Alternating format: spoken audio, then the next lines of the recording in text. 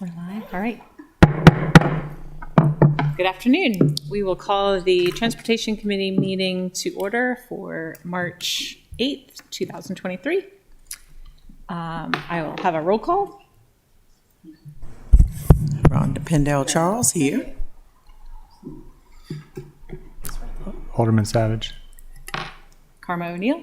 So the full committee is here. We also have joining us today Alderman Arnett and Alderwoman Tierney. Okay.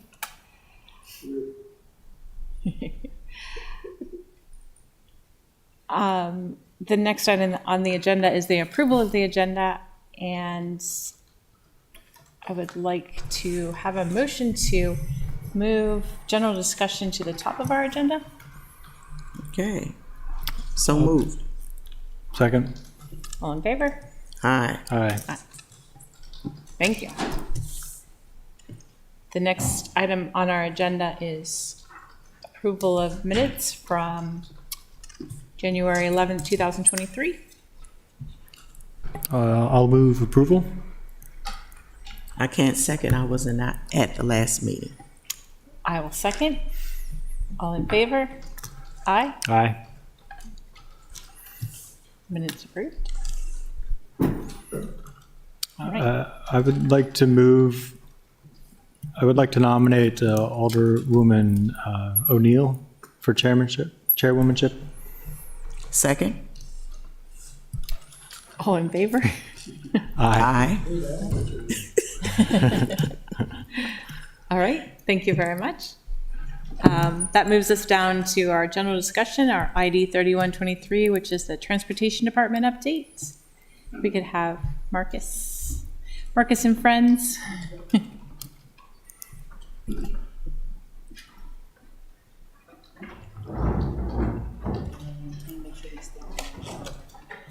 Could you just introduce yourselves and for the record?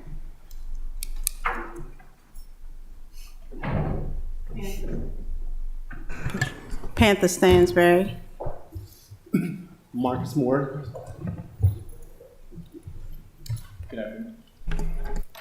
Good afternoon. I'm John Kemp of SP Plus. Thank you very much. I know that there's been a lot of discussion and questions regarding parking, especially downtown in Ward 1, but also in a couple of other wards. And I had asked Marcus, Panta, and John to come and tell us a little bit about what's been going on since the removal of the Hillman Garage, what will be going on for the next 4 to 5 months, and after you've had a chance to present, I do have a couple of members from the community that have asked to give testimony, so we'll give them an opportunity also to talk. So, Well, thank you for the opportunity to hear us and be able to discuss what's going on in transportation and parking. One of the questions that was asked, I believe, Alderwoman O'Neill, was what was staying after the garage opens. We looked at Annapolis Go, Bird Bike and Scooter, and our new Magenta, the free shuttle. Starting with the free shuttle, as I gave a presentation back in January, that's been the realigned circulator route that will continue to go on. It's been hugely successful as we realign the route to be a more straight route to downtown, and we're running a second bus during peak times, Monday through Friday in the morning, in the afternoon, and Sunday morning. After the garage opens, the Sunday morning extra bus that goes from 8 a.m. to 1 p.m. may not go, just a regular one from 8 a.m. to 8 p.m. will continue on. We may look at, during the week, if we need to put on another bus just to go all day long, depending on ridership, but we're really seeing ridership peaks between the rush hour times in the morning and going home in the afternoon. But we do want to be flexible as need be. As Eric Lashinsky spoke in January about the Bird Bike and Scooters, they will definitely stay around. There's no cost to the city as far as operating them, and each month he's getting a report of how well they're doing. And I think some of the panel asked about accidents, and nothing we've heard or he's heard that there were any that were reported to APD or otherwise. The Annapolis Go, the shuttle that's starting to go a little bit more as effective March 1, expanding all through the 8 wards, has been really doing quite well. And that was a part of the whole Annapolis Mobility Resilience Project. So that's where the funds were obtained to get that going for those 14 months. The sunset on that will be the middle of July, around about the 15th. So we'll see how that goes. But there was seed money last year to do a pilot through the Transportation Department, mobility plan, mobility on demand or microtransit, which we are preparing an RFP to hit the street probably early next week. And we will be using our own buses and our own employees, unlike Annapolis Go, which is like turnkey. Their buses or vehicles, their employees, their software. We're looking for a provider to partner with us to do the software aspect. So schedule as a service is what we're looking to do, to go with our ADA paratransit as well. So that one is just not sure because it is pretty costly to the city to do that, and we as ADOT budgeted for it. So those are the 3 changes that started when the garage went down or closed down in early May, and what's continuing on right now.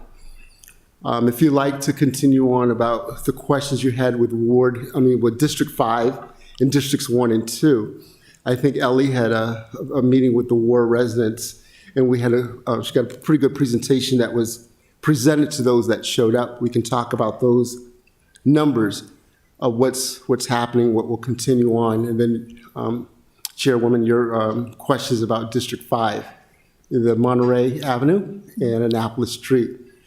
And as you know, with the city being broken down into districts or segments, premium parking has mainly all of Ward 1, Districts 1 and 2, with the exception of St. John Street, which is a part of Ward 1. And the rest of it comes under John's area, John Kemp here of SP Plus, area of management and responsibility to respond to the needs. So we can talk there about that District 5 first, if you like, or just explain, let us know how you like to go with the conversation as we have it. Sure. Okay, would you like to talk about specific questions on District 5 first? Sure. So Okay. specific question about District 5 regarding parking zones along Monterey and Annapolis streets. There's been a lot of questions about enforcement in the summertime in particular because of people coming and using the Tucker Street boat ramp and then leaving cars there. So I just had some questions about that as far as planned enforcement, what you've seen in the past, what you plan to do for future. And then if there was going to be any changes now that there are new businesses along Annapolis Street.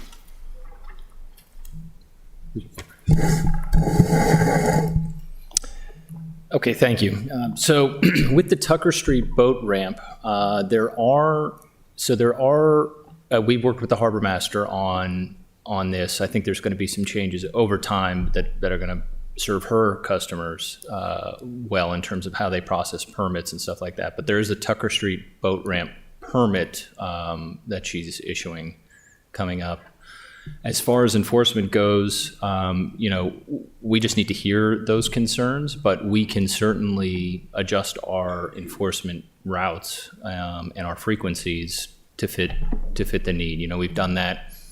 If you sometimes think of these things as hot spots, they come and go and they move. And so if that's the case there, certainly we can increase enforcement, adjust our frequency, adjust our timing, and things of that nature to make sure that we're serving the folks there, as they expect to be served. Okay. It seemed to be that weekend enforcement was what was being most requested, making sure that those people that did in fact have the residential parking permits were not being shut out of their driveways and such by people that didn't have parking permits that were supposed to be parking for up to 2 hours, and in a sense, were leaving their cars there all day long while their boats were out on the water. Okay. So I think it's more weekends enforcement is a higher priority. Sure. Just wanted to make sure that that was happening. Okay, understood. And we ought, perhaps we ought also consider some outreach to that group so that they're clear on how they can reach us.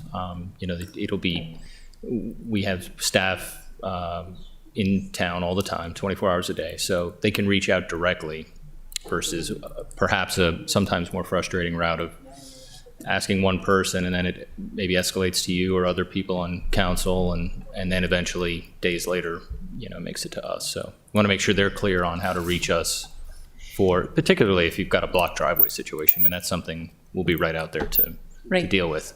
But that being said, we can also communicate the fact that we've heard them and they can expect to see an adjusted enforcement contingent, if you will, going forward.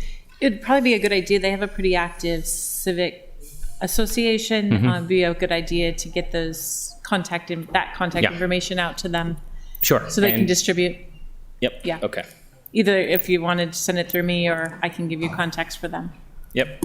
And as we've done in with other stakeholder groups since we've been aboard here in Annapolis, we're happy to meet with these groups. Mm-hmm. So if there's time on their agendas, it depends on their meeting frequency and stuff like that, but we're happy to spend some time with them so that we can talk about this, but then also they've got us right there in front of them and they can ask questions and highlight any further issues they might have. So great. That's good to know. So we'll let them know that we're always available for that sort of a thing. So thank you. Yep. I appreciate that.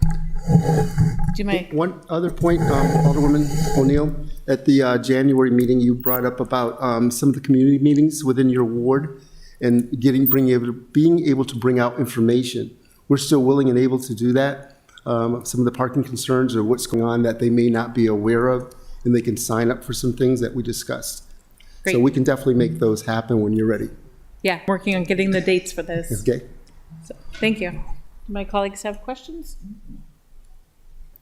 Alderman Savage? Thank you, Madam Chair. When you're talking about ridership peaks during rush hour periods, was that for the circulator? Yes. Okay.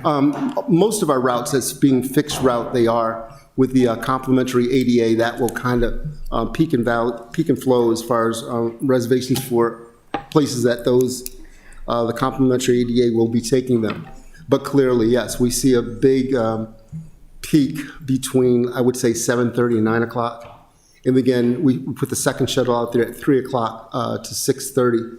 We start picking up around the 3:30 hour, so about 5:30. Okay, so the second shuttle it's only running during peak times? The second shuttle, that's correct. Right. And that's what we can continue to monitor because our thought is, as we grow, that we may need 2 shuttles there all the time to keep it at that 9 to 11 minute headway. Because when there's only one out there, we're at 18 to 22 minutes or more, depending on traffic.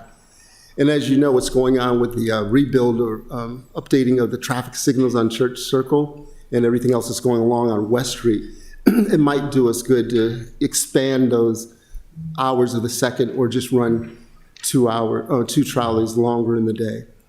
Yeah. Okay, makes sense.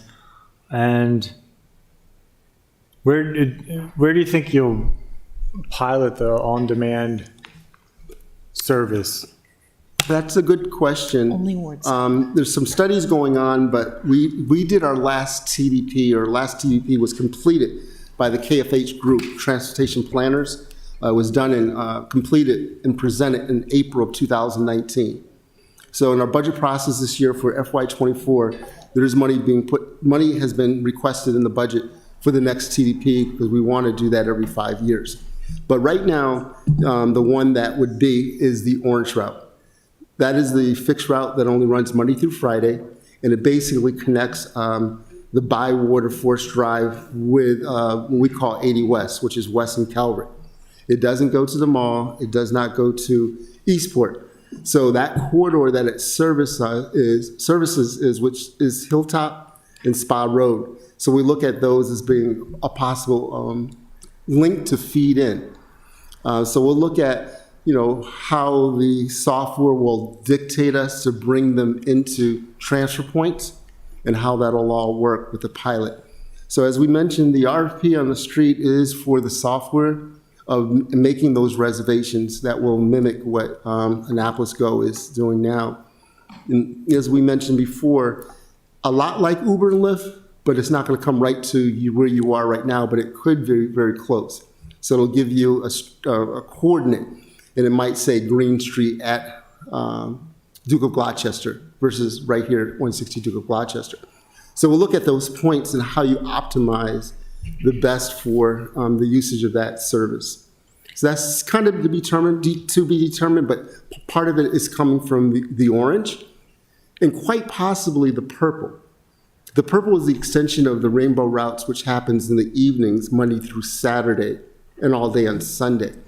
So part of our hope, if we can grow this, and remember the first is just 1 year pilot, but maybe we need a little longer to get more data, that you have your regular service out there like it is right now during peak, which will be, they go on the road at 5:30 to maybe 10:30.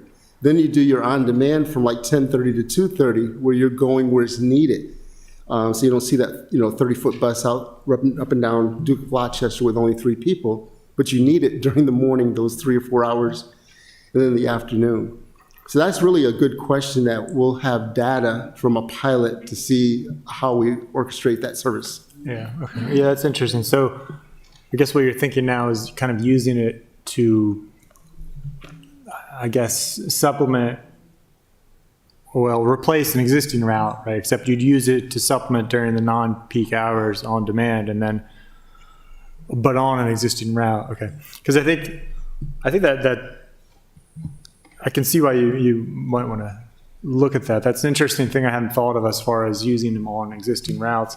So I think last time we heard about it, there was some thought about using it on, giving it a try on Edgewood Road, because there is no service down there currently for a lot of the seniors and residents down there, because the buses can't get down Bemba Beach anyway. Right. So that might be another good place to. And that's a really good point. So as I made mention about the orange, that's just kind of like one piece of the pie. Mm-hmm. So Edgewood would definitely be down to Bemba Beach, as you made mention. And then if you look at going east on Forest Drive, if you go to the right, make a right on Spa Road, there's development, townhouse developments all the way down that way. And as you go a little bit further down Bay Ridge Road, past the CVS, past Edgewood, you have a senior center.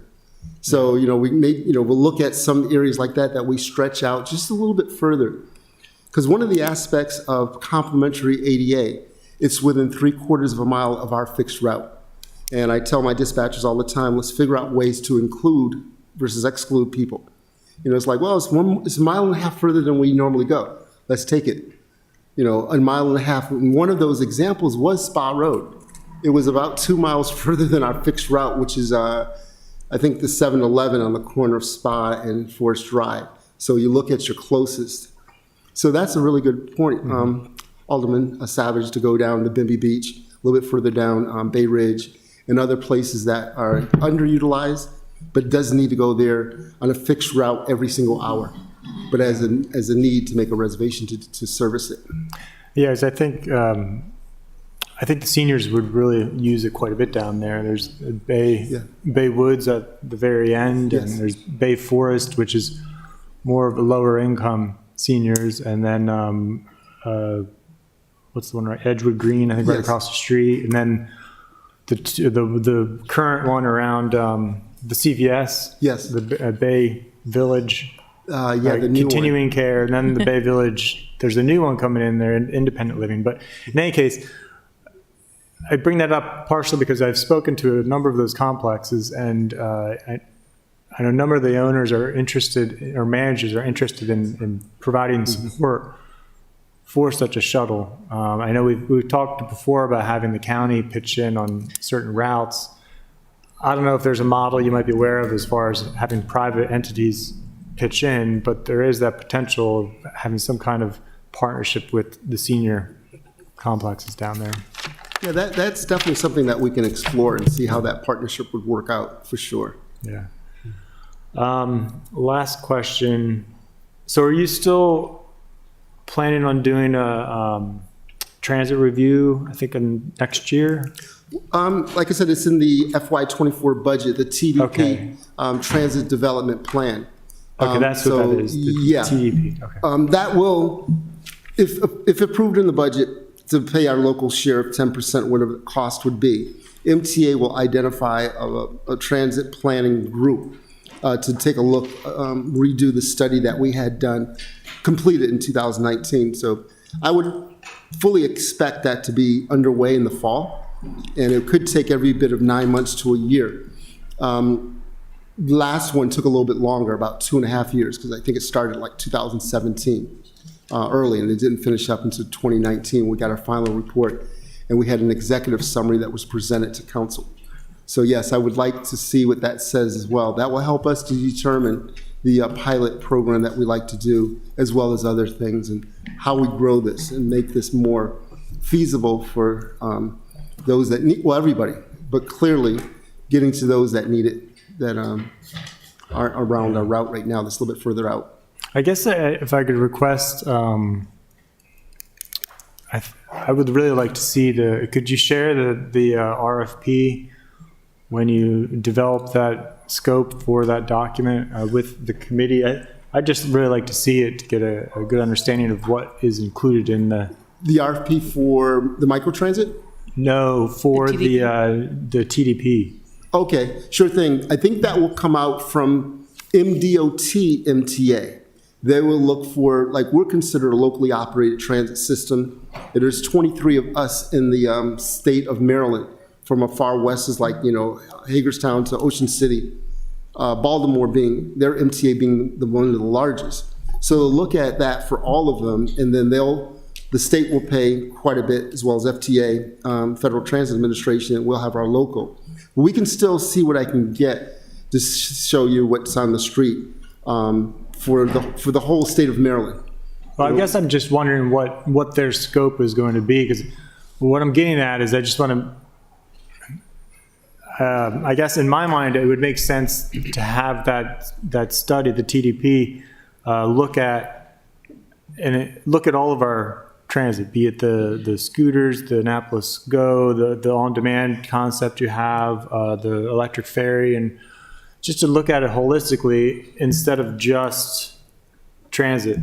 Because I feel like transit's only one part of the mobility solutions. So I don't, is it broader in scope, or is it just focused on transit? That makes sense, and I would hope that it does. If it doesn't, I don't see why we can't have that included that way. So let me find out, but I would think that each location will be just a little bit different, and then it could be tailored with some of the things that they notice. Even if they're not funded through ADOT, but the city of Annapolis, as far as a transit plan that may come under planning and zoning, we'd like them to take a look at this. And I would totally agree with your comment or question, and I don't see why that couldn't be a part of it. Okay, great. Thank you. Thank you. Thank you, Madam Chair. I'm going to piggyback on something that Alderman Savage brought up about the TDP. I'm going to assume that you all kind of monthly look at what your statistics are and what the ridership looks like. Do you make any tweaks in between? Is that allowable or authorized? If you see something progressing for 3 or 4 months, do you make adjustments? Good question. We do look at it probably a little bit more than once a month, but reports are gathered together for my review once a month to look at ridership and that kind of a data point. But to make those kind of changes on a fixed route, you really you'd need to have a public forum that you're reducing. People love to see an addition to, but if you want to reroute and make that brown route go somewhere that is different, or say, hey, we're not going to run during the day as much as we are during peak times of the day. So those kind of things with a fixed route that's already been planned will be extremely hard. We'll get a lot of complaints because people are going to look at that schedule and look, that's where I'm expecting the next one. But it's still a really good point. But a lot of those changes are every 5 years. That is part of the rule for our FTA, that each locally operated transit system is reviewed on a regular basis to look at those kind of things. So if you have something that happens in the city, some big project or some, something large that's built that you know is going to attract people who work there, is that a reason to take a look at something within the 5 years? It would be, and I believe we could, within those 5 years, let's just say for the sake of supposing, we got our TDP in last year. And then we see something big coming up for the sake of Riva Road, that mixed usage building over there across from Town Center. We would want to look at something like that as far as a reroute, quite possibly. As we know, as it grows through planning and zoning, okay, what is this mixed use property with residents and the like? But we did have a bus stop right there on Riva Road. It's been discontinued because they took away the whole sidewalk and we can't stop there. So that'll get reinstituted once we can get back there. But one of the other ones, when you want to look back a few years ago, I think it was IRS that moved from Admiral Cawthron to across from the motor vehicle with Harry Truman. So there was a request for the Yellow Route bus to go up in there, and they bought bus shelters. So that was something that took a while to get public, input and all, but it added time on the Yellow Route. So we really redesigned it because we also start getting that Yellow Route to go to where the farmer's market is. The name of that shopping center escapes me. But we went down Route 2 to come around through there as well as go towards Harry Truman. Because when I came in here, every other hour leaving the mall, it will go either direction, Harry Truman, Admiral Cawthron. So it could be 2 hours before your next one going to Harry Truman or Admiral Cawthron. So what we did was put them all together so it was in the same loop. And it started on the hour, and it was just about 55 minutes or 48 minutes. So the driver has some recovery, catch-up time back at the mall. Okay. Thank you. And that leads me to another question. Because I border right on the county, and I have not run this by our chair, so that's her decision. It would be helpful, at least for Ward 3, to come every month with some little ditty about an update on the county, whether it's the multimodal transit center or something that's going on in the county that directly affects the city as well. But I'm going to leave that to our chair to make that decision. If you could add that to. This is an equal opportunity committee. All wards present. Including possibly how often you meet with County Transportation Director, Mr. Sneed, and those types of things, because it really does affect the entire city, but especially Ward 3. So that would be helpful as well. Thank you so much, Madam Chair. Thank you. I believe that in the course of conversation, we have the presentation that you gave to Ward 1 residents that Alderwoman Tierney has up on the screen. If we could walk through that. Yeah, I wasn't at that one. Photobombing your meeting here.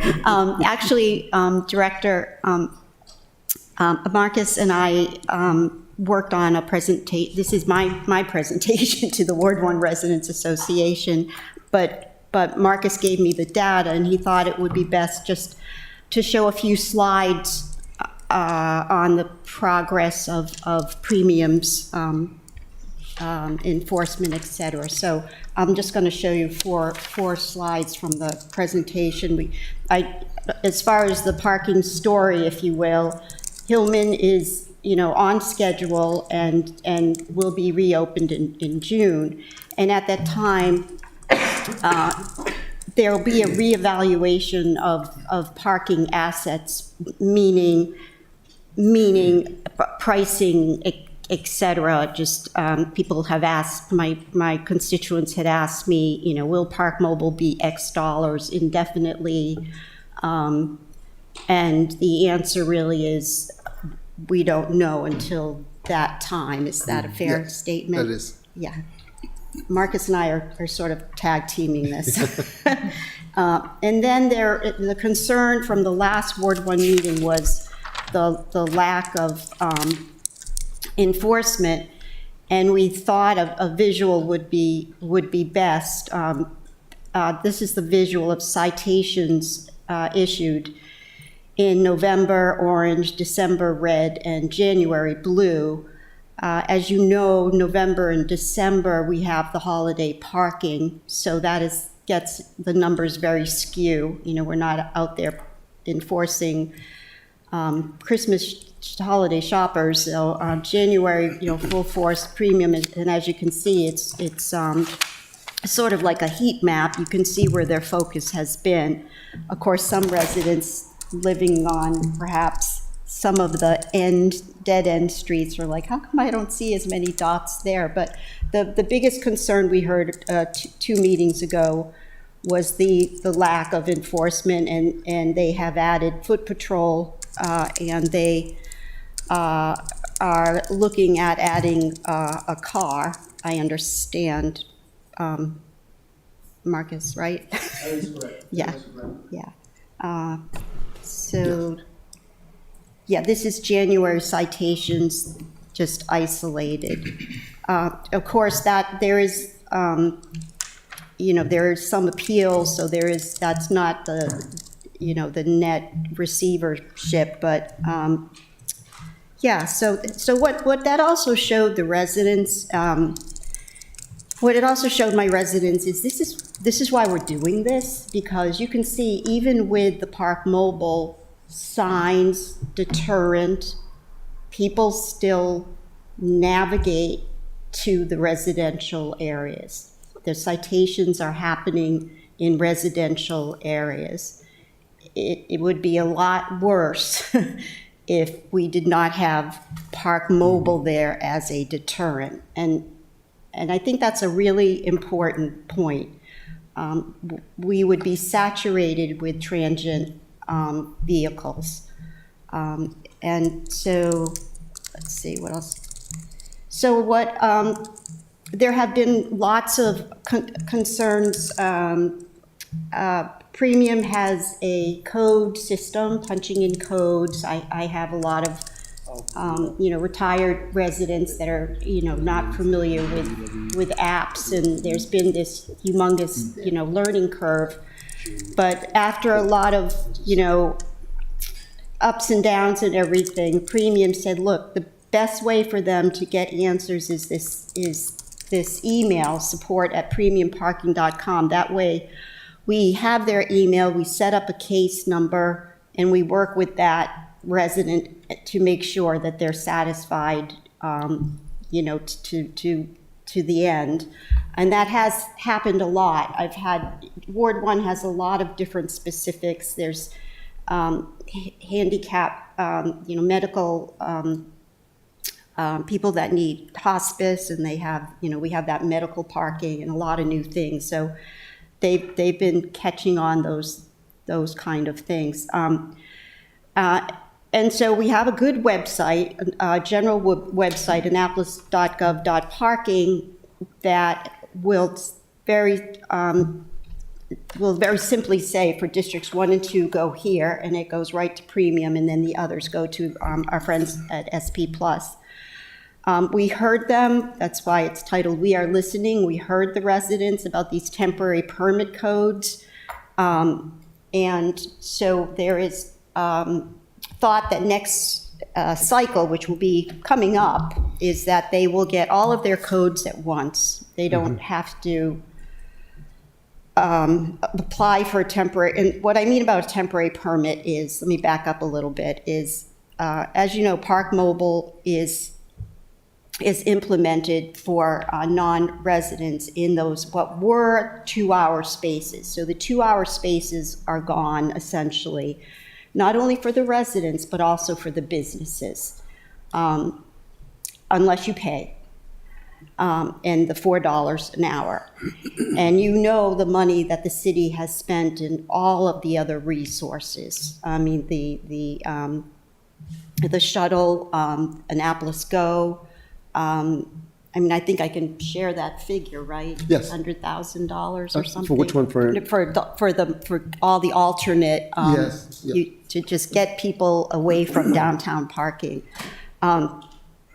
But so what the residents lost in that is that free 2-hour parking where somebody could just come in and drop, dog sit or whatever. But what Premium has done is we have, for $3.50, you can get an overnight pass for a guest. They also have an option to get a 6-hour pass for those kind of convenience stops. So you're kind of flooded with these codes, and but next year, which will be in July, they will have this. You can have all your codes at once for each month. You have to use them up each month, right? Yes. 10 a month, and then they have a bucket of 25 that they can use throughout the year. Okay. Yeah. And then they have more of a local presence. They will have an office on Conduit Street, I believe, or Cathedral. And they have increased coverage on foot, and they'll have a car to supplement, and their customer service has improved in that it is local. You can see the local phone number instead of national. So this is the numbers. So you can see the these are residential areas. So they checked, for example, let's look at January, because that's probably more realistic now, is they checked roughly 2,300 spots, and they cited 693, so 30% were cited. And that it's interesting because the numbers sort of are consistent. In this other area, P4905 is 30% were cited. The metered are, they more citations. And, I have John Kemp here from SP Plus, who is an expert on this stuff, and he could probably tell you why that is. But there is some, meter enforcement might be easier to do. That's probably why the enforcement numbers are higher. But the story this tells is that they're here, they're enforcing. And the other factor that has been really successful is the managing of the General Assembly population. That usually is a nightmare, that they're all parking all over the place, but it's been managed pretty well. And I think this is the last slide pertaining to traffic. As I told my residents that, these are changing patterns. And the good thing is some of these, as Marcus talked about, some of these will be permanent. And, only in Annapolis do we have to do something, do it this way, that we have to demolish a garage to have changes. But we are, the thought is that people who would normally drive into downtown make outside parking less expensive, and the transit options free and fun. And then for those who live in town, give them other options like the bike shares, the scooters, and other bikes. And what I learned at Karma's, Alderwoman O'Neill's last transportation meeting when Byrd presented is that they had a heat map of all of they couldn't differentiate between the scooters and the bikes, but you wouldn't believe how many one-way, I don't know why it wasn't both ways, were people coming from Eastport downtown. And you look at that and you say every one of those could have been a car. And that to me is a real success story. And then I left off with just telling them that the VIA microtransit future expansion is coming. Was there anything, Marcus? Yeah, can you leave that one last slide up for a minute? Yeah. What I failed to do is to talk about that top vehicle on the left. Oh, yeah. You see the E6, which is a electric cart. 6 people, which 6 comes from 5 passengers. Those of you that might have come or watched the St. Patrick's Day parade Sunday, we showed them off there. But they will operate Friday, Saturday, and Sunday from about 11:30 to 6 o'clock. And the route of path will be in front of Gott's Garage, which is Calvert Street. make a left onto West Street, go up west and counterclockwise around Church Circle, make a right onto School Street, counterclockwise, semicircle around State Circle, hit Maryland Avenue, make a right onto Prince George Street, a right on College Avenue, a right onto, left onto College Avenue, a right on St. John's, left back onto Calvert. It's about 1.2 miles, and it's connecting those garages again, the Whitmore, the Calvert Street garage, of course, and the Gott's garage, and hitting that part of Maryland Avenue. So that's another mobility piece that is basically a fair weather vehicle. So we've been running when the temperature's above 40 degrees or it's not raining too hard or no ice. But come middle of April, we hope to run it till maybe just before Thanksgiving, if weather does well, even longer. And we hope to have it out there maybe those 3 Thursdays in December that we call for Midnight Madness. If we can run up, Main Street there. So that's another piece that we've acquired to get running. So you'll sometimes see it around. It's just not really dependable because of the weather conditions. Like I probably won't have it out there this Thursday at all. This Friday or Saturday because of weather. But that's another piece that we want to look at changing, patterns of what we want to do. One of the other things that Alderman Tierney talked about was the website. Panther Stansberry didn't introduce her whole title, but as a transportation coordinator, she's leading the efforts of a group within the city of Annapolis right now, a task force to look at the website itself. We'll be, bringing in, of course, SP and Premium, but how it looks, because it needs to be very transparent to the consumer, the resident, the visitor. When I click on and what am I looking for? They don't need to know. It's like, oh, that's this contractor, that contractor is Annapolis Parking. So we would love to have that all completed by the opening of the garage is the goal. But Ms. Stansbury can tell you a little bit about their first meetings and how it's going on and what the expectations are. Anthony? The hope for the task force is to launch with the garage. The opening of the garage, we've had our first meeting, and we're looking at comparable websites just to see how to present or, front face to the public. Not just residents, because we are a tourist town, and we have people coming in not knowing about residential parking or, not concerned with those things. So we want it to be easy for them to find the parking that they're looking for, or even the transportation that they're looking for. So it's going to be a lot more than just the parking. We're going to look at all of transportation for traveling through Annapolis. Great. That's good.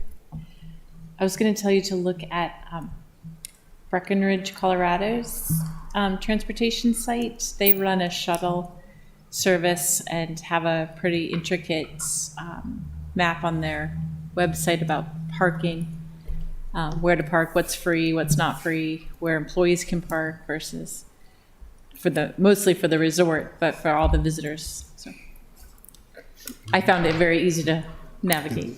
Thank you for that recommendation. Thank you. Were there other questions?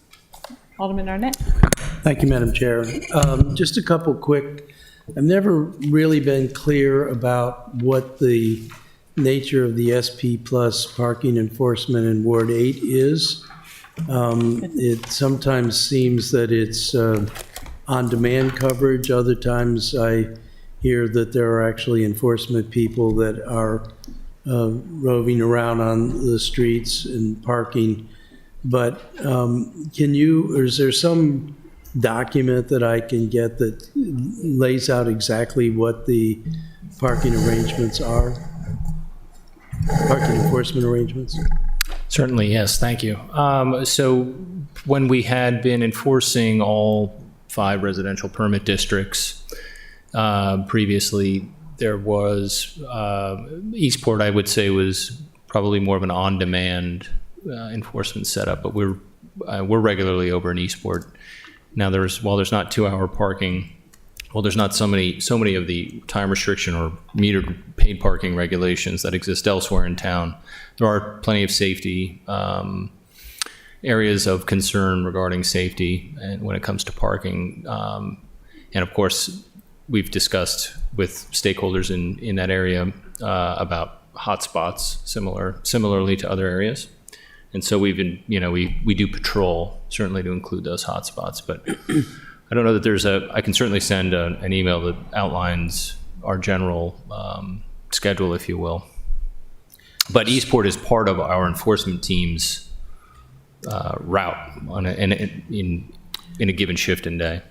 So it is that on-demand parking that I'd like to ask about. As you know, we have residents with no off-street parking. We have businesses, especially a lot of restaurants that have patrons that come in. We have the regular visitors, but we also have a lot of maritime activity with possible exception of Annapolis City Marina, none of the marinas having enough on-premise parking. So recently I've been getting a spate of emails about enforcement of parking of out-of-state cars. We also have a lot of out-of-state cars that are parking on streets because there's a growing number of short-term rentals. But it does feel like there's possibly a differential treatment for out-of-state cars using the marina slip holders versus out-of-state cars using short-term rental. Mr. Moore, I copied you and the city manager on an email, and I'm going to be looking into, I think, short-term rentals parking for out-of-state for short-term rentals is slightly different than parking for slip holders that are from Virginia or Pennsylvania, Delaware, whatever. So I will be pursuing some kind of a mechanism for the slip holders. Being someone who, before I moved to Annapolis, came from Columbia, Maryland, and went on a 10-day cruise in October, I was parked on the street for 10 days. Now, I'm not out of state, but it is all part of the maritime gestalt in the city and in Ward 8 in particular. So it will be something that I think we need to pay a little attention to. So Sure. by these questions, I'm alerting you. Yeah, I'm aware of this, and we talked about it a bit, and there are certainly products, I'll call them, mechanisms to, that exist. The technology in parking's come so far that, I think there are some, operationally, I'll say, there is many different ways we could help do this, and I think satisfy them. Yeah. Good. Thank you. I believe we have 2 members of our public that wanted to give testimony. If you can come to the microphone, please, and state your name for the record and address.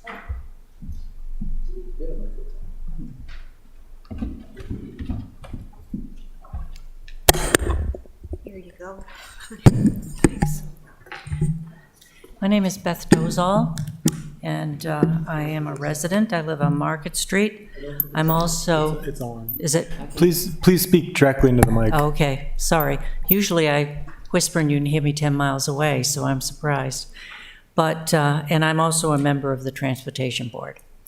And I've come because of the changes in the residential parking for Districts 1 and 2, which have put a lot of pressure on residents to, one, understand what in the world is going on. We don't get a lot of information, and so that's one. I'm glad I went after Ellie's presentation, because now I have a better understanding of some changes that are being made, although, again, we haven't been told anything except maybe at Ward 1, but not everybody goes to Ward 1, so you don't get to know. So a lot of my questions have been answered, but I do have a few. And one is that we get provided multi-day passes. Now, we used to be able to go and buy. We knew we were having company and we knew they're going to be here for 5 days, and you go and you buy a pass for 5 days. But you can't do that at this point because, and the other problem is neither can you get a next day pass until the 24 hours on the first pass has gone. So if you start at 9 in the evening when your party comes the first day, then you're fine. But the second day, it's got to be 9:05, and then it's got to be 9:30, and then it's got to be 10 o'clock. Before you know it, you're up in the middle of the night trying to get a pass for your residents, and there's really no reason for it. There's no reason we can't buy a multi-day pass, and we've always been able to. And it didn't, I'm trying to think. No, it did go against our passes once all that changed, but originally it didn't, but it does now. But that's okay, as long as we can just have a multi-day pass. So they need to do that. Now, they do have recently allowed you to buy a multi-day pass at a contractor rate of $25 a day.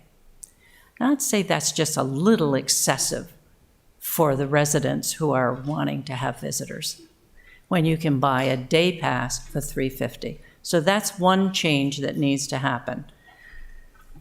And another change that I think needs to happen, and there's been certain complaints about this, is that residents need to get their stickers and they need to put them on their cars. It's in city code.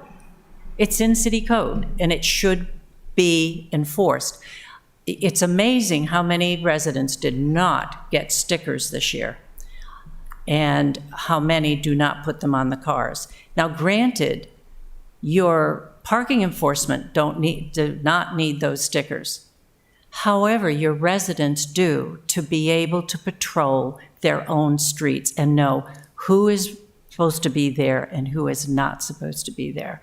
And that's the whole idea of putting those stickers on your car. So you need to make sure that the stickers are printed and that when they come in the envelope, premium parking or SP Plus, they've done the same thing, doesn't say, oh, we don't need these to enforce. So people say, oh, I don't need to put them on my car. They do need to put them on the car. So,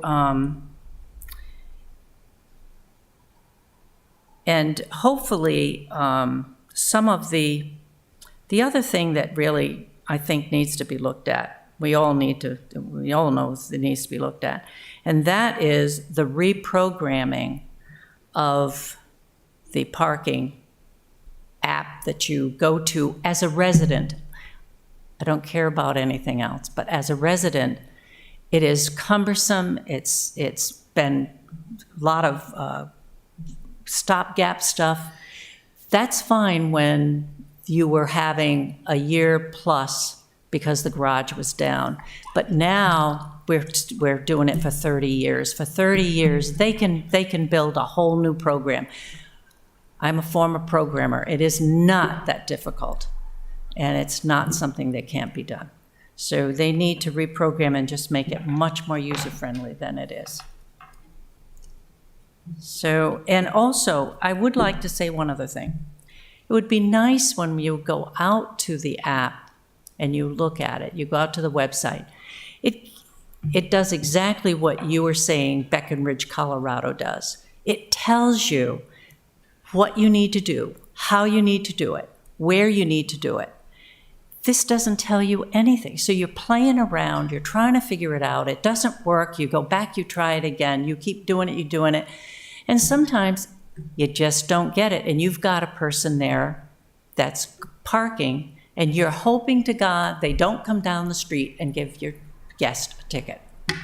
And it's just simple. I don't know, user-friendly gets too much, but it's just simple informing the public and keeping them informed.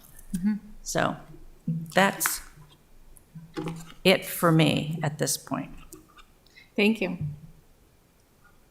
Oh, I want to know something. No, I'm sorry. I did put something down. How long does it take to get a car towed from District 1 and 2? How many tickets do have to be on the car before it's towed? Mr. Kim, can you answer that? So there are two scofflaw provisions. One pertains to the number of citations, which I think is 5, with the most recent not less than a year. But in residential districts, which is what we're talking about, right? If there are, I believe the answer is 3. If there are 3 residential violations, that 4th is towable. Okay, and suppose the parking person. And those are paid or unpaid, by the way. So whereas your normal scofflaw, you have 5 citations within a year with the 5th being no less than a year. Okay. No more than a year. But the residential are, as being unpaid versus residential, it doesn't matter if they're paid. It's not a parking lot for which you can just occasionally Sure. get tickets and use, and just pay for them, right? That's what the Yeah. protection is against those. Okay, suppose someone gets a ticket for, say, March 3rd, then they get a ticket for March 4th. March 5 comes and they don't get a ticket, but they're still sitting there. March 6 comes and they don't get a ticket and they're still sitting there. I mean, they're against the parking regulations Sure. by being there on the 5th and on the 6th. Yep. So how do you I'm curious because a car's been sitting on Market Street and I'm just. You have to get curious. I want to say it's the 4th, but that third violation makes it towable. So even though they didn't get a citation on March 6th, It still becomes a violation because they're there. well, I mean, a violation has to be issued, though. Yeah, It's a legal document, so okay. that third one has to be. Just curious. Yep. Thank you. Sure. Thank you.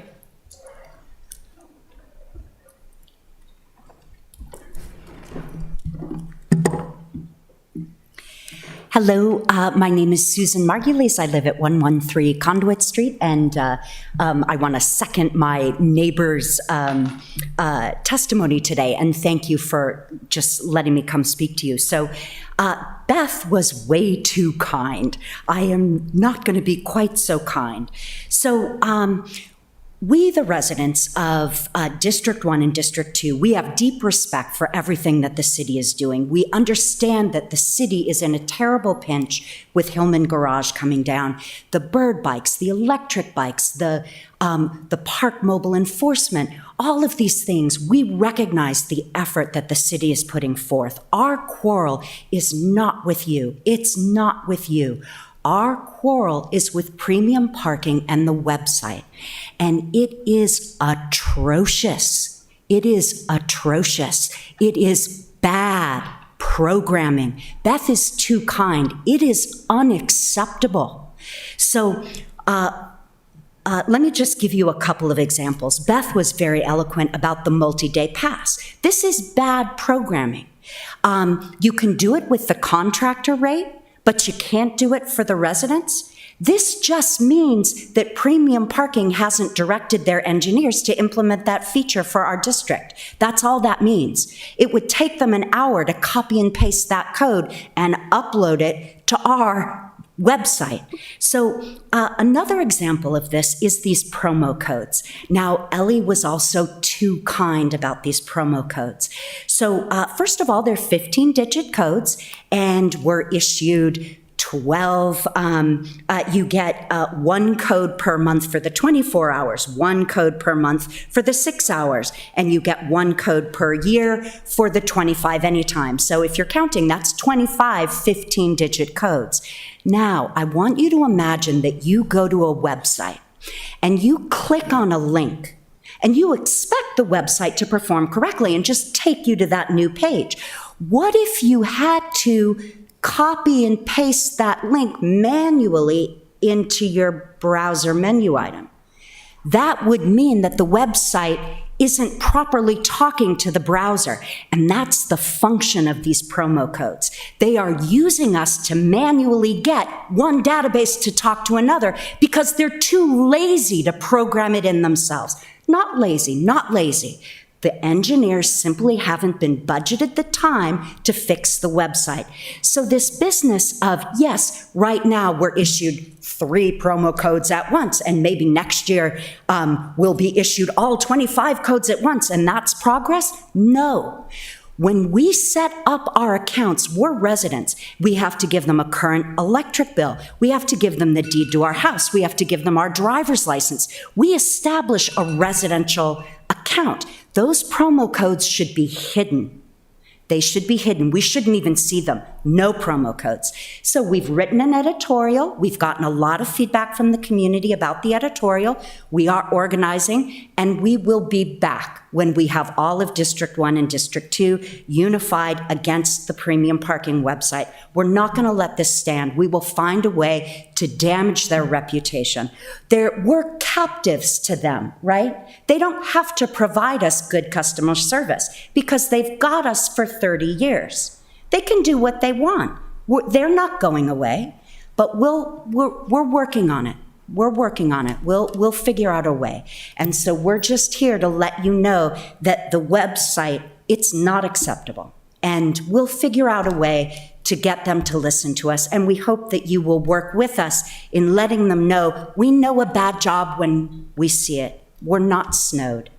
We'll figure out a way to make it change. Thank you for giving me the time and a little bit extra. Thank you. All right. We appreciate you coming and giving testimony. Thank you. Does anybody else have any questions? Alderwoman Tierney? Yeah, I do want to say something, and I just want to say this, and then you can use this information whatever way you want. But when SP Plus did a parking study, when was that? It's old now, but it... 2017. Yeah. District 1 and District 2 has the highest amount of residential parking permits. And at that time, for District 1, for example, they issued 803 residential parking permits. There are only 538 spaces. District 2, they issued 599 permits. There are only 406 spaces. So I just want to tell you those facts, and this is all about parking management. I know this is off topic on codes and all that stuff, but when you, okay, do that. It just, that's all I wanted to say. Thank you. Thank you. Alderman Savage. Thank you, Madam Chair. Something we might want to consider is we could ask premium parking to come speak, or subpoena them if they don't want to. But I think they're coming in April. Yes? Yes, we can definitely get them to come in April, the next meeting, yes. okay. And I think it would be interesting to see the contract. I know it's with a third party, I believe, so it's not a contract we have with them, but we should be able to get the contract we have with the third party who then hires premium. So there might be some kind of performance provision in the contract we have that we could utilize, but that would be more of an inquiry for the law office. Yes, definitely. Thank you. Yeah, there's a pre-concession agreement that the law office might have, should have. Okay. I appreciate that. I appreciate you all coming and talking about this. As you can see, it's a very hot button topic for our residents, parking and transportation, and we appreciate that you took your time out today. Thank you. Thanks for having us. Thank you. Next up on our agenda, we have a Transportation Board update by Chairman Kurt Riegel.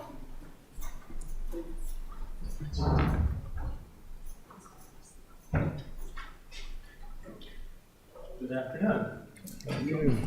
No, it's not. Good afternoon. I'm Kurt Riegel from 307 Monterey Avenue in West Annapolis, and I'm chair of the Annapolis Transportation Board. I have 4 things that I'd like to cover today. And the first is my thanks to you, Alderwoman Tierney, for your support when you were heading this thing.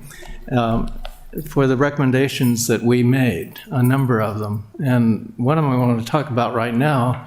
Every one of our recommendations were picked up and supported by the Transportation Committee and executed. One of them was to permit bicycles on sidewalks where it's safe. And the city changed its code almost immediately on that score.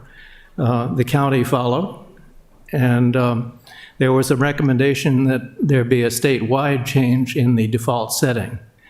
That has matured, and this year, House Bill 1153 was introduced by Dana Jones, and it's now before the House with virtually 100% chance of passage. I feel it's likely to pass the Senate also, if they can get around to it. The problem in the Senate is usually that a lot of bills die for the clock basically runs out before they can get to them. And so Dana's challenge is to get this thing acted on by the Senate before the term is completed. And she's optimistic. I hope that optimism is well-founded. So that's that. That's a success, one of our recommendations. Another one of our recommendations had to do with electric vehicles, and that's been added to. And we've made a recommendation through you to the city that the signage for electric vehicles be changed and that the enforcement be markedly improved. Too often, EV spots with chargers are occupied by internal combustion engine vehicles or by EVs that are no longer charging.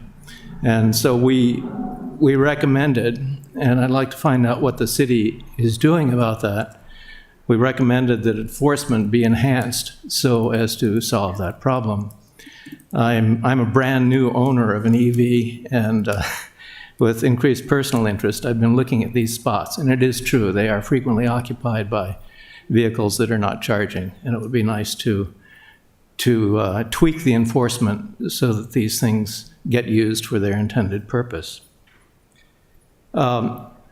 The next item I'd like to alert you to is that there are presently 4 vacancies on the Annapolis Transportation Board. There have been changes of job and people have moved out of the city. And wards 4 and 7 are presently unrepresented.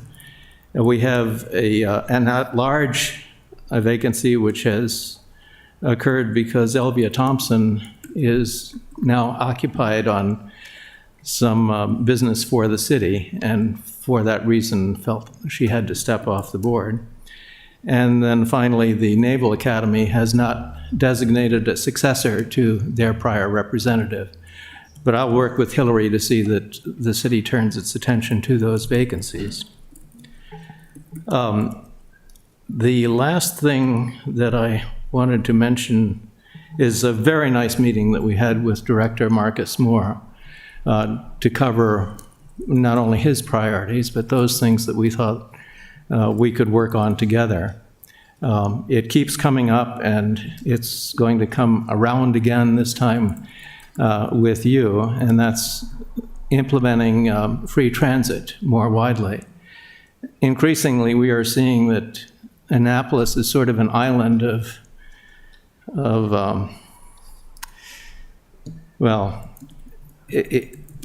if you are poor in Annapolis, we insist that you pay for transit.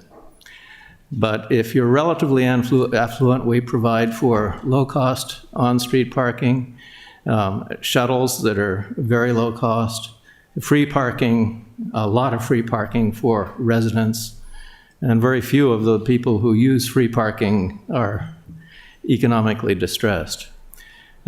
So we have costed this thing. There was formerly a difference in what that cost was. We're very confident on what that is, and we're going to circle around and work with the Transportation Department to try to converge on a common understanding of what those costs and what the benefits are. And that's all I have to say. Thanks very much. Thank you. Questions? Alderman Savage?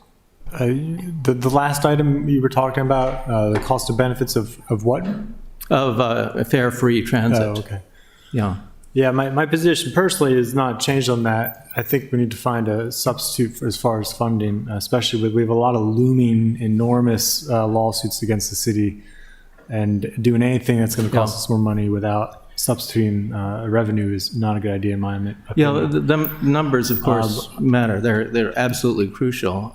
The thing that we have observed is that as a result of a large contract that has been let for the Hillman reconstruction, capital funds are essentially being used to subsidize transit in dollar numbers that are way larger than those that we talked about for the fare-free transit recommendation.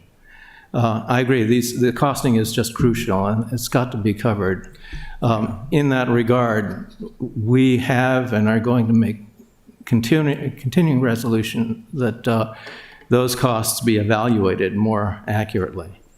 Because a lot of costs are hidden. I mean, I think that's good to do, but I also think it'd be good to wait until we do review our transit, because the entire system may change very well over the next few years. Mm-hmm.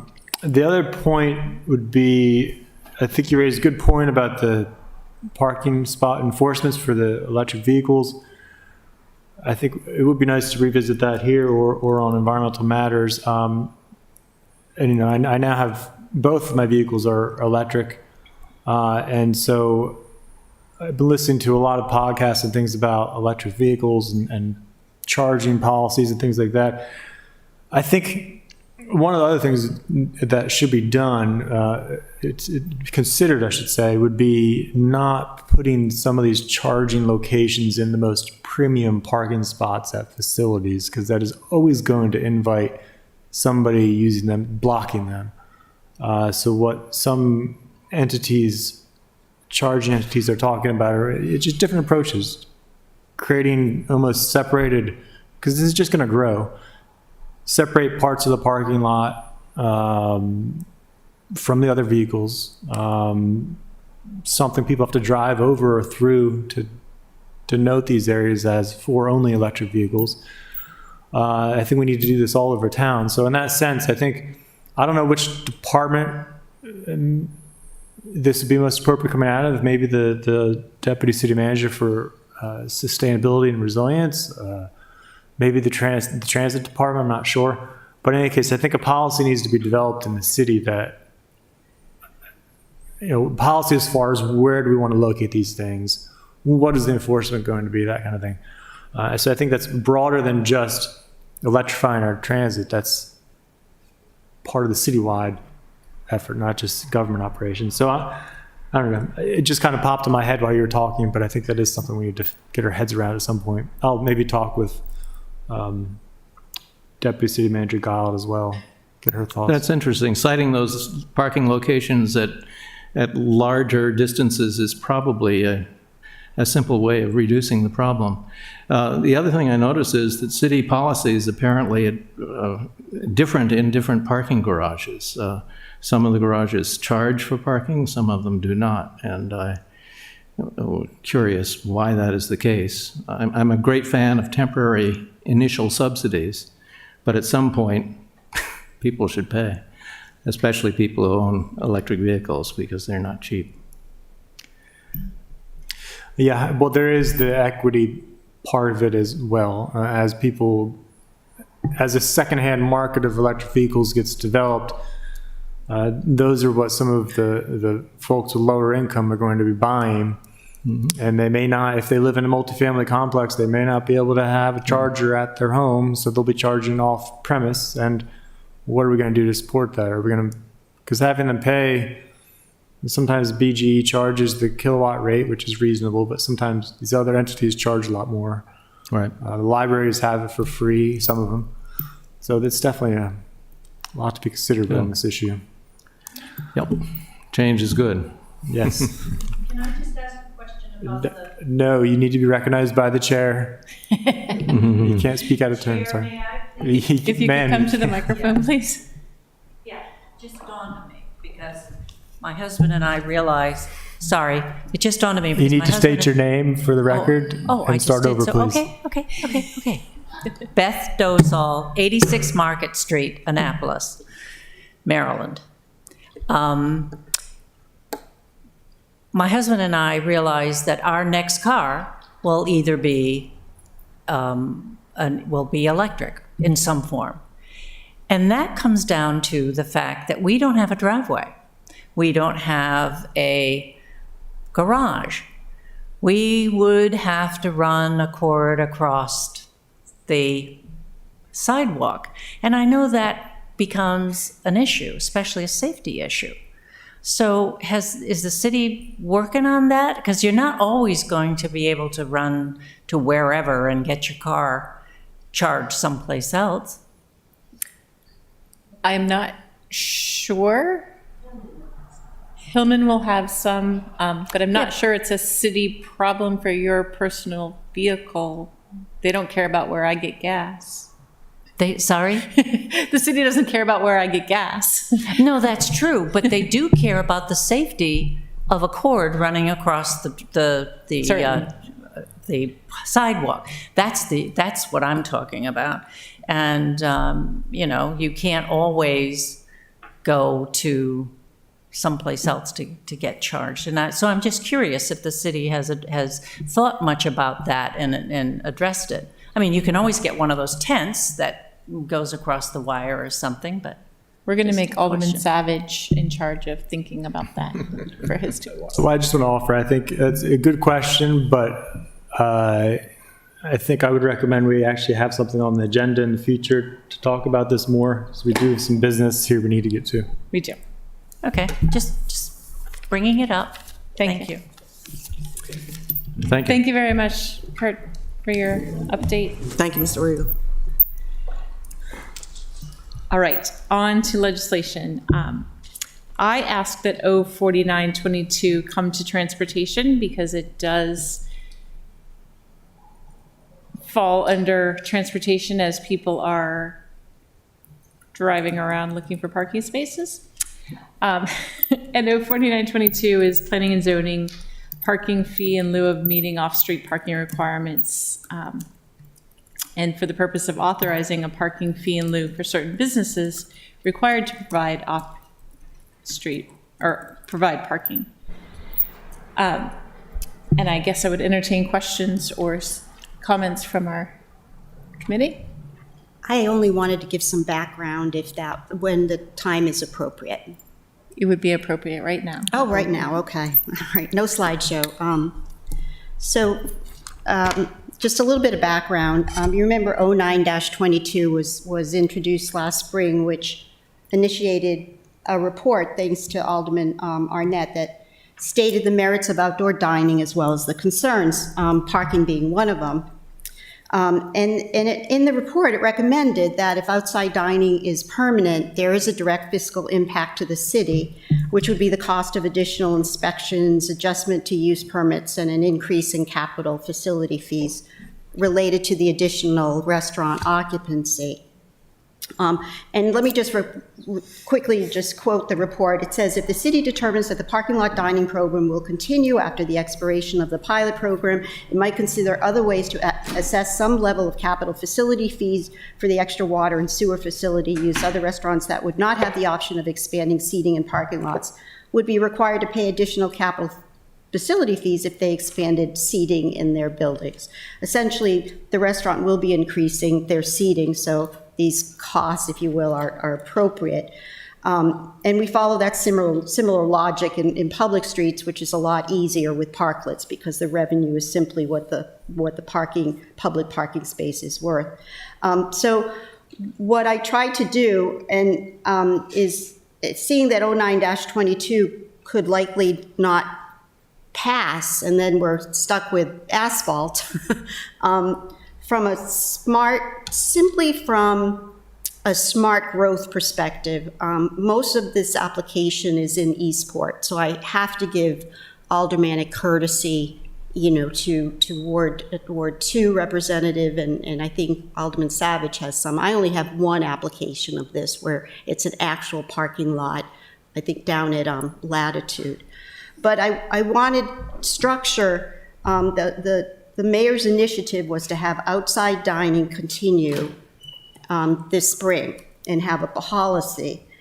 So this structure is to establish this fee, which would be by resolution, and it's a tough one because it covers expenses, but we also have to be very sensitive to the restaurant size and their location.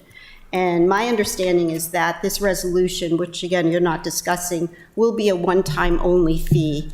And Mayor Buckley has discussed that with Stephen Rice, and I know that fairness. And then from a smart growth perspective, I do have an amendment. It's the last one. Just fast forward to my amendment, which just says, okay, this doesn't mean you have to have a restaurant. You can use your parking lot for anything, and there will be this fee again. And that was a recommendation from the Planning Commission. They didn't want to limit that use just to a park for restaurant use. So it's unfortunate that 09-22 couldn't work citywide, but I always felt like the majority of our problem is our existing asphalt and how do we optimize the use of it, and this is a great opportunity. So I yield to the amendments, I guess. Alderman Savage? Yeah, just to build on that a little bit, I think one of the other, well, actually I'll wait on this because this is more about my amendment.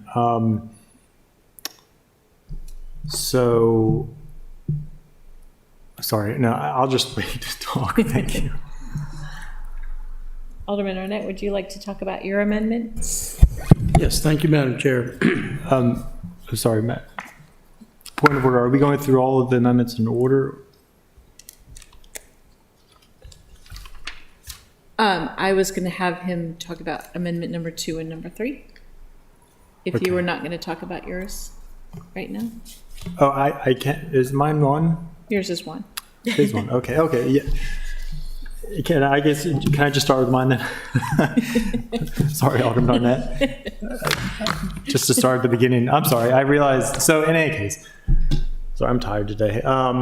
So Amendment 1, what it does is set up a fee, a fund for the fee to go towards. And so because I wanted to make sure that the money didn't just go to transit, and nothing against transit, but I wanted it to go towards mobility solutions that are going to work for communities, and in many cases, parts of our wards that don't have transit. And in particular, I'll admit I was thinking of Eastport, if I may, Alderman Arnett, in the sense that they have a big parking issue. It's a known issue, and probably similar to Ward 2 actually as well. And if we're going to be waiving off-street, so on-street parking is limited, and if we're going to be potentially waiving off-street parking, which could contribute to more use of on-street, that could lead to even more problems. And so the idea was that we would create a fund where the money would go towards supporting either parking improvements or alternative modes of transportation, which would be the money could go towards, and it's specifically laid out in the fund description, that it would go towards improving sidewalks, improving bike lanes, but also in the case of Eastport, and I think in Ward 2 is what I kind of had in mind, is that money could potentially go towards a capital project that, for example, of adding some kind of structured parking or other centralized parking lot, or or if we want to put just talking about EVs recently, if we wanted to put some kind of mobility center, this could go towards some of that, which I think would help to address those overall parking issues that we have in those wards. My ward, it's not as much of an issue, but I have had some in particular. I only have, and I'm just focused on restaurants since that's what this legislation focuses on. But I have one at Grumps at the Bay Ridge Shopping Center, which has plenty of parking. I'm not really worried about that one. But the one that does have an issue is where Manor Market is located. And Now, I haven't heard this recently, but I know I've been told in the past that there have been parking issues around that shopping center. When that gets filled up, sometimes the businesses do park in the residential neighborhood, which has caused some concern over the years. And so, so that's one reason why I was hesitant to completely remove all the parking requirements. Now, so I think I'll just leave it there. So that's the perspective, I guess, that I was coming from.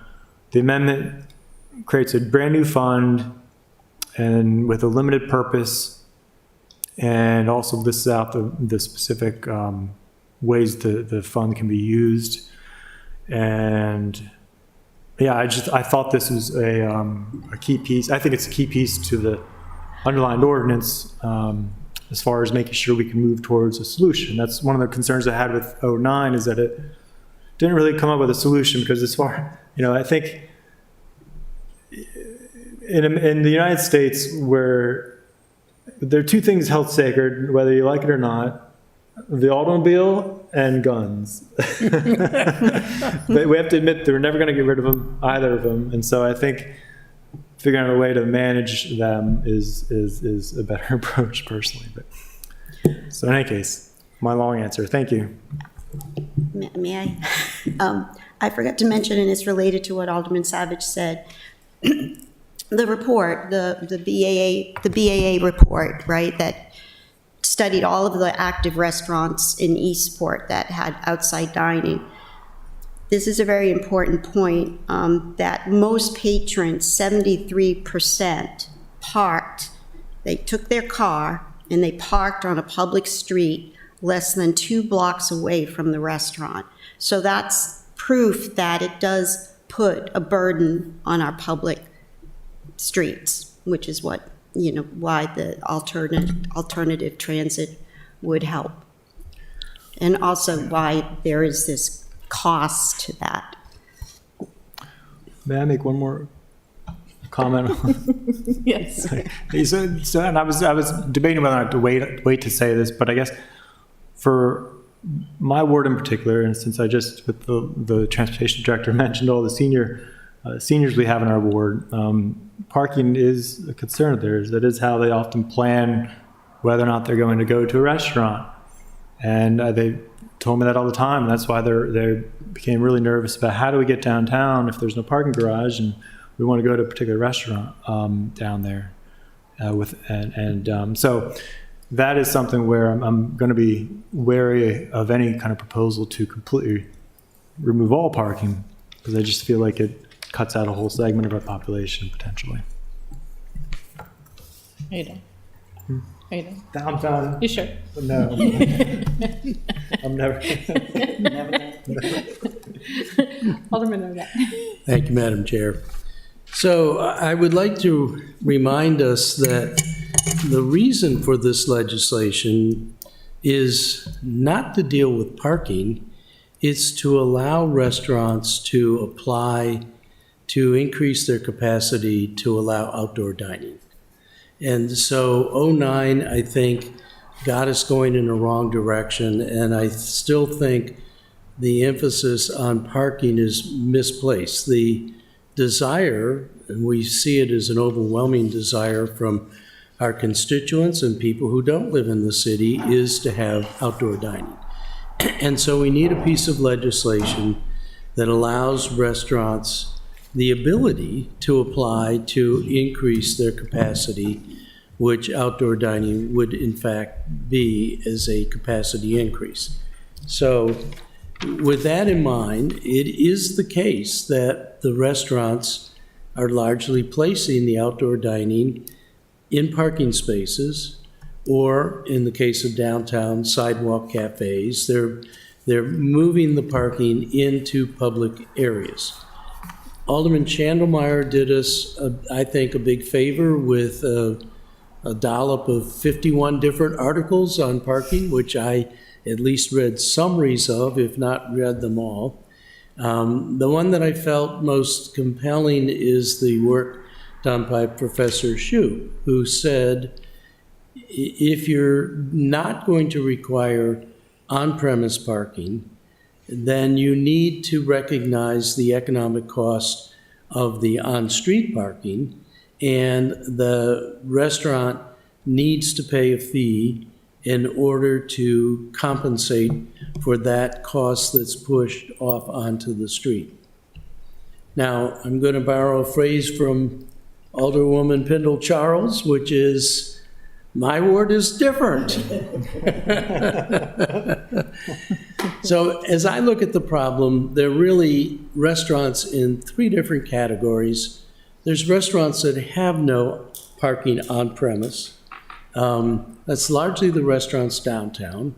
There are a few of them in Ward 8, like in the Eastport Shopping Center.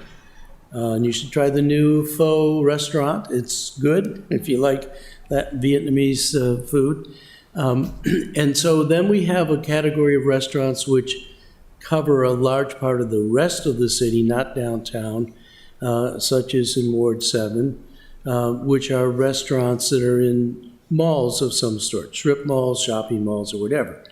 And they're in a shared parking situation, and they have a different kind of calculus they need to go through, because not only do they need to meet their requirements, but they also have to negotiate with the owner of the shopping mall and the parking in the shopping mall. And Rob, you have a particular problem in the same shopping center as Main and Market, where Jerry's Subs has been out of business. Domino's wants to move in, but there's not enough parking for the other commercial businesses. So everybody's ward is a little bit different and has special circumstances which I think warrant consideration. In Ward 8, I am struggling to adjust to the new equilibrium that outdoor dining will bring, which is increased dining capacity and reduction in off-street parking, which puts pressure on the streets for my residents, for other businesses that are not restaurant businesses, for all the new short-term rental parkers that are starting to be in the neighborhood. But most importantly to me, and this came out fully when we did the Maritime Task Force study, there's a huge amount of maritime activity in Ward 8. We're surrounded by water, Back Creek and Spa Creek, Severn River at the tip. And we have a lot of people who come in to boat. A lot of those people come in to sailboat race. And so they're not slip holders, but they are people that are getting on boats to race. And it's what makes, I think, Annapolis so cool. It's why I moved to Annapolis. I was a racer, and I found a place to live in Ward 8. And the activity in the evenings, we can watch it. I talked to Jeff Jacobs, who owns Carroll's Creek, and he has the benefit of having spinnaker finishes at the bridge. It's just one of the really cool aspects of Annapolis, but it's also another parking pressure. I have a lot of pressure from a cohort. I don't even think it's a majority, but it is a cohort of my residents, people who vote for me, saying we want permit parking or district parking like you have in Ward 2 and you have in Ward 1. I am very resistant to that because I think it will change the gestalt, the vibe of Ward 8 dramatically. And I think it'll affect restaurants. If you now want to come to, let's just pick a restaurant at random, the Boatyard.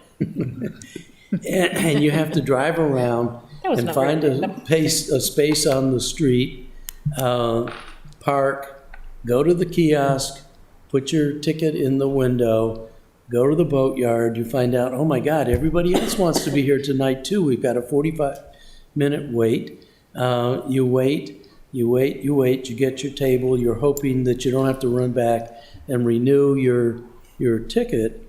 And so I think that it is going to change the demand, you can go over to Evelyn's, who has parking behind, and who does also have waits. I've waited there too, and maybe not have a kiosk to worry about.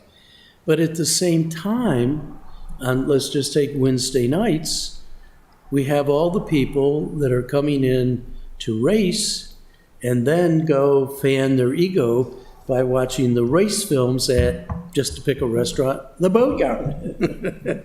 And they stay long, they're on the street, so they've been there for the time that it takes to get to the boat, get out to the starting line, do the race, get back, get over to the restaurant, watch the films, and so forth. So there's quite a set of different sets of people wanting to park on the streets. In addition to the restaurant residents, Carmen, you told me Alderwoman O'Neill, you told me a very compelling story about when you lived on 2nd Street in Ward 8 and you didn't have off-premise, off-street parking. And it is true that there are a lot of people way down on the peninsula, but throughout the ward, that do not have a driveway, do not have off-street parking. And in many senses, they should be my primary concern, but I'm also trying to consider the fact that those are people that get to walk to a lot of really neat restaurants, or drive if they're of a mind, or bicycle if they're Brooks, Schandemeyer. And then there are all the people that are there to race or there to cruise. You heard me talking to the Director of Transportation. We're having a lot of people who have slips in Ward 8 who live in Virginia or Pennsylvania or Delaware, and they're parking and they want to go off on a multi-day cruise, and they're starting to get tickets because they're out of state. So for me, there's this big juggling act. We want to make a change in the system, and that is outdoor dining, which does in fact impact parking, but is not principally a parking issue. And then I'm trying to balance all of these other considerations. So I want to give all of the restaurants the flexibility to have the outdoor dining that people so much want, but I also want them to pay a fee to help us do the things which I do support Alderman Savage's amendment for a mobility fund, rather than going into the transit fund directly. And I'm trying to work a compromise. So for me, the compromise for Ward 8, when we get to my amendment number 6, which you just got today, is that whatever we make the rules for the rest of 049, in Ward 8, in the OCD overlay district, which is largely all the restaurants in Ward 8, they will be allowed to reduce their parking requirement from 30% down to as low as 15%. They will pay a fee on the spaces that they're using for outdoor dining for the time during the year that they're using it for outdoor dining. And then they will put that fee into the mobility fund, but they will still retain some off-street parking. And so it's a compromise. You get a little, you give a little. You don't get everyone, one cohort doesn't get it all, but they get some. I have been going one by one to the restaurants in the ward. Ironically, one of the restaurants in the ward I'm worried most about, which is O'Leary's, is not in the OCD overlay district. So they're over, and of course, Carroll's Creek is in the Maritime District. So we have this really, it's very complicated. Hodgepodge is not a technical word, but it is a hodgepodge. So I come to you with some very specific interest in the situation in Ward 8. I also have other amendments that I'm recommending, which when you get to it, we can discuss. But that's sort of the broad overview of where I'm coming from on this legislation, and I am one of the co-sponsors of the legislation. Thank you. That was short for me. Good. Do you have questions? No, I do. Any other questions?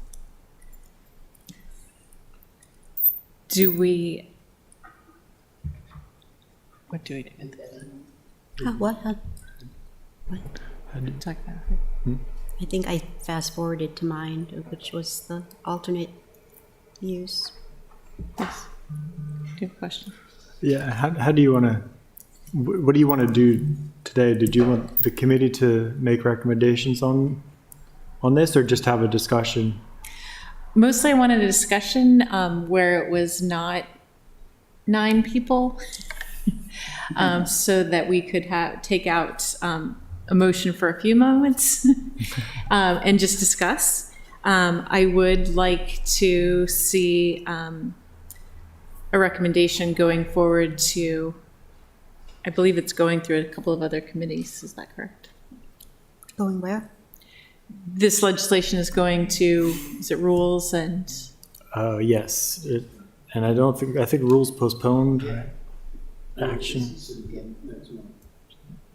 I would point out, Madam Chair, if you allow me, because of the resolution that we got passed. Your mic's not on. Because of the resolution we recently passed, which gives us essentially, it doesn't really give us a year, but it does extend outdoor dining for this next warm season. And because this is very potentially sensitive legislation, I'm going to urge at rules that we take our time, we hear from people, we think it through. And so I don't think we have a lot of time, but I do think we have some time to mull it over and hear from people. Thank you. Do you have something to say, Mr.? I do. Cynthia Reuter, Office of Law Policy Analyst. This has already been through rules. That's what I It was thought. recommended favorably. Yours is the only committee remaining to act on it. It wasn't rules before January. Yes. Yes. We can send it back to rule. Well, we'll look into it. Okay, thank you. Question? Yeah, thank you, Madam Chair. Alderman Arnett, based on your last statement about taking out time, do you anticipate any kind of pushback on this piece of legislation and these amendments? Yes, from several quadrants. As I mentioned briefly, I have a lot of citizens that are in these restaurant areas that are very concerned about the loss of off-street parking, the on-premise parking from the restaurants. And some is noise, is that some of it too? Pardon me? Noise, is that some of it? Well, noise is, I mean, but that is an urban environment. Right. Impact, but yeah, I think that I'm going to be bringing up legislation other than this about requirements for covering the outdoor dining. Dining that's under a big tent tends to muffle a lot of the sound.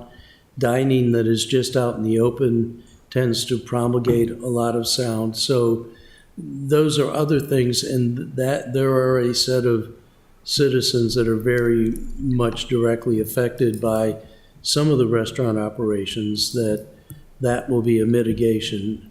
I'm trying to sprinkle mitigations all over the place to keep people happy. So is there a problem with what you're proposing as far as the mitigation is concerned?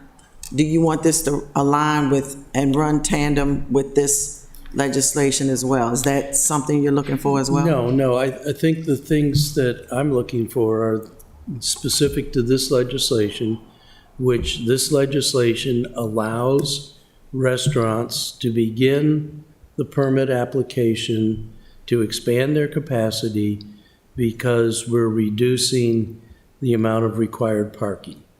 In some views, we're eliminating all of the required parking. That's what 049 does right now. And I think this is related to outdoor dining only. Some people think maybe they should be allowed to put kennels in their parking lot. I don't know. To me, this is all about outdoor dining. But, so some of the amendments have to do with the wording that is in current 49. But noise propagation, I think that's a different issue. I think that's an enforcement issue. And we need to be getting better enforcement. That I'll be coming to the safety committee about decibel enforcement. Okay. Those sorts of things. But, Are you looking for some timetable on this legislation? Well, I can tell you that the restaurants, and there's a lot of them that are looking at this and are consulting their attorneys because they have to go in to a regular building permit type application to expand their operation. So they have to get through that whole process. For the restaurants that have a special exception, they then have to go before the Board of Appeals and amend their special exception. And because this is an increase in the amount of alcohol that would be served, they have to go before the Alcoholic Beverage Control Board. All of those things take time to get scheduled. So I would certainly think that we would not want to take more than a few more months. Okay. The resolution runs out in October, Right. beginning of November, end of October. Fall. I think we need to have something in place, and I think we can have something in place that allows the restaurants to go ahead. This will be a permanent change. Right. Right now, they've been doing it under the emergency rules, the extenuation of the emergency rules because of COVID. This is a permanent change in the code. Thank you. And I was going to say, I also think that this legislation opens the door to less temporary outdoor dining structures. For instance, if you were to pick a random restaurant like Boatyard's Tents. Are we picking on anybody? to say perhaps it's a patio with a flooring on his 50% of parking if the amendments were to go through that is in fact up all year long if the resolution, I see this as a more permanent piece of legislation that opens the door for some of the restaurants to do a more permanent outside dining, such as there's a restaurant on Annapolis Street that has basically a 3-season area. That more restaurants, this opens the door for that. Because it doesn't say no. Yeah, I just want to keep in mind that we have codified outside dining, and we have it in parklets, and we have it in sidewalk cafes. So what we don't have is a structure to continue it permanently for this specific application in private lots, just for clarity. Every restaurant downtown can apply, and they have. We have a parklet program courtesy of Stephen Rice. Again, it was the mayor's directive to get outside dining codified, ready to go, spring of 2023. Understood. Correct. But if I read this, unless I'm mistaken, this does not say for a certain period of time that. Right. It's permanent code for it. Right. Okay. Right. It's not temporary, yeah. Certainly. All right. Are there further questions, comments? Is that a concern? It's not a concern. It was more of a statement that sometimes we think in order of tents, where this opens the door for it to be a pergola, a 3-season room. You know? Yeah, that's a good It doesn't point. say Yeah. no permanent structures. Well, it would, yeah. It would be subject to all the other standards, though. So they would have Right. to still, I mean, one question I have has to do with ADA. If somebody were to theoretically, as currently written, without the amendments, get 100% of their parking waived and do the fee in lieu, what does that mean for ADA? Would they still have to do ADA? So I don't know, but the other standards they'd have to look at, even if a restaurant wanted to do this, they'd still have to look at if it's going to increase their table size, they need to look at their restrooms, they need to look at the kitchen size. I mean, that's why I've been told by a restaurant in my ward that they like outdoor dining, but they don't expand. They don't want to go too big because they just can't provide all those other things. They're limited. As an aside, I had a long conversation with Mr. Franio about just that, right? Last fall, we talked about the impact that the outside dining had on how he had to operate and the number of staff and increasing, kitchen staff and output and more times for the grease trap to be emptied and all of those things that come along with it. But I'm just saying, I wanted to make the comment that this does not just talk about tents in parking lots. So. Yeah.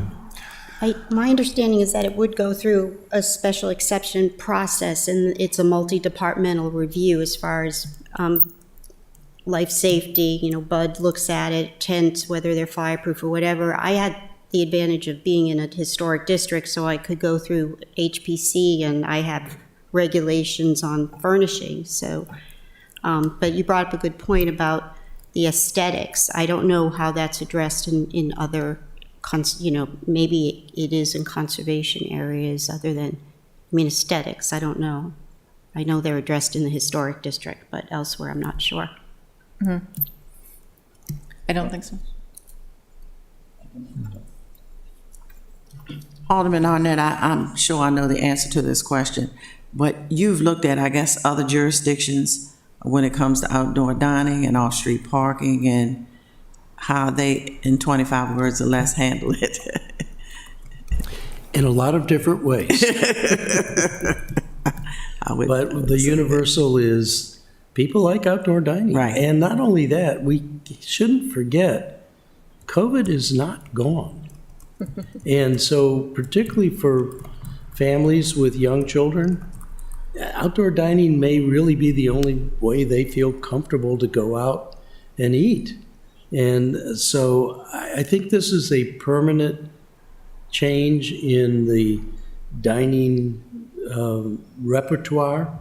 I think Alderwoman O'Neill is correct. I think that as this becomes established, I think that some of these outdoor spaces are not just going to be for summertime. I think that there will be the heaters and so forth that can make it maybe 3/4 of the year. And so some of this parking may not be returned to off-street parking during the cooler months. Those I see as business decisions, and each restaurant will have to make that call for themselves. The increased cost of doing business, as Mr. Franio can tell you, is not trivial. You have to rent the tent or build the pergola. You have to put the tables in and all the additional silverware. Very critical is you have to increase your staff and your people that are monitoring the tables. You're increasing the amount of food you're buying. Now you're getting a margin on food, but restaurant business is getting tougher and tougher just because for us, like buy a dozen of eggs for your house, buy a dozen of eggs for your restaurant. It's going up there. So some restaurants may reach a cost benefit point where they're going to say, we're not going to compete in the outdoor dining business any longer. And again, that's their right as a business to make that decision. And Now, question, because your amendment is in reference to fee in lieu, and I'm going to ask this ugly question. Had you ever considered at some point CBA, Community Benefits Agreement? Had that been an issue? You know I have, because we figured you worked had. on it together. I think fee in lieu is a misnomer here. I think it is a fee that you're paying for not providing the required parking space. You can call it a fee in lieu, but I know the Office of Law, particularly Mr. Lyles, has had a little bit of qualms about it. It's just a fee. You're paying this because you're no longer providing this service to the community, this off-street parking. But I think community benefits agreements are a much bigger topic, my God. That we're not going to get to in the next 5 This is minutes. complicated enough. Touche. Yes. So just to clarify as far as process, I think, so the planning commission didn't deliver their recommendations until December, I think it was, which means in the public hearing, we didn't have public hearing until also December, I think it was. The committees have not taken action on it yet. We might hit the 90 days soon, but I think this would certainly be an appropriate committee at some point if you wanted to. We could always postpone and get into some of this at a future meeting, because I mean, as written, I don't support the legislation, even though I'm as a co-sponsor, but unamended, because I think there are some things that need to be addressed through the amendments. One of the big one for me is the maritime districts. I think we need to exempt them from this entirely, just because we did all that work with the study a year ago. I don't want to upset that at all. And I think the cap does warrant more conversation, I think, because I'd certainly be much more comfortable with 50% across the board. And I think we could get some answers perhaps on some of the ADA. But I'll leave that up to you, Madam Chair, what you want to do with this in this committee. I would suggest that I appreciate the conversation. It's been nice to hear some of the other opinions and thoughts on the whole legislation. I do agree that without the amendments, I wouldn't support it. And I do agree that we also need to discuss more ADA compliance issues surrounding what's going on, like making sure that we still have ADA parking. So I would go ahead and table this and bring it up in a future meeting after we've had a chance to talk more. And You want to table, you want to postpone? oh, postpone. Sorry, I'll move to postpone until our next meeting. wrong verbiage. Is there a second? Second. All in favor? Aye. Aye. Aye. Thank you. So we'll postpone it till April meeting. Thank you. I know, I feel like it's gotten away from me.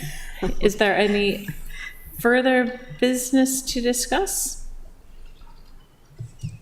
If not, I'll entertain a motion to adjourn. So moved. Second? All in favor? Aye. Aye. Aye. Thank you. Thank you.